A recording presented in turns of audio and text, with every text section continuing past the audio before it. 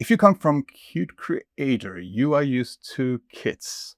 Kits is a way that you can specify a number of things, Qt version, compilers, and so on.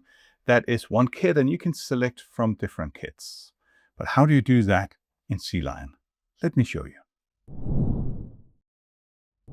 So first of all, how does CLion by default find your Qt? Well, it just looks for QMake in your path. So whatever you have when you start CLion, it will go and search for QMake, and that is the Qt version it will find.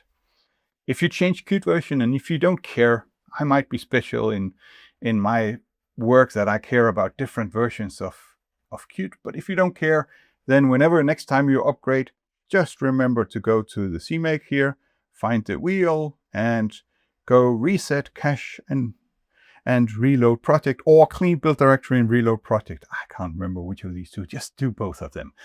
And of course, you'll do that after you have set up a new Qt in your path.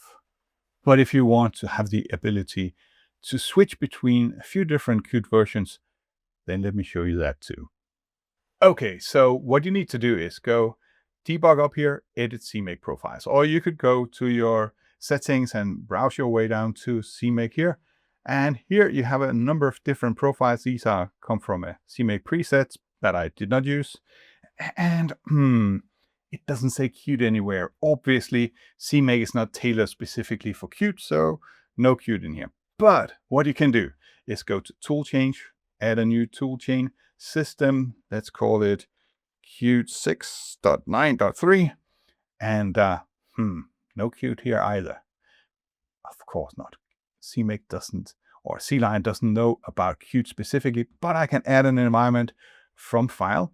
So now I have the possibility of specifying a file name, and I have this file here. Let me just show you what that file looks like. It simply says is export CMake preset, blah, blah, blah.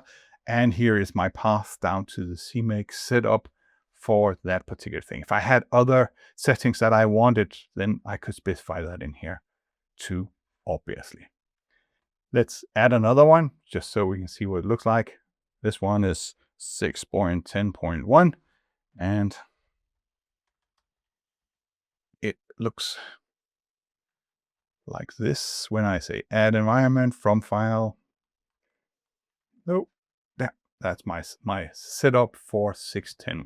Now, okay to that, back to my edit CMake preset here, and you can see that now when I say add, I can specify a specific toolchain here. So this was Qt 6.10, and this toolchain, well, we could rename it somehow here, 6.9.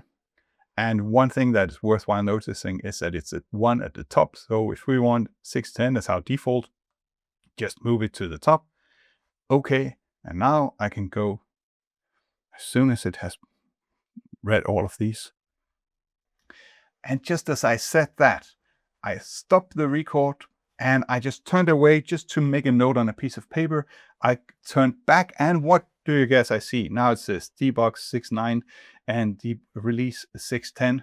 That was obviously what I call those profiles. However, there's one thing to notice. It will build all the profiles all the time. So if I'm only once in a while want to look at 6.9, then better disable this profile so that it only built the release 6.10. I don't even know if that was a release. It was. There you go. I'm Jesper Pedersen from KDAB. I hope you enjoyed this episode.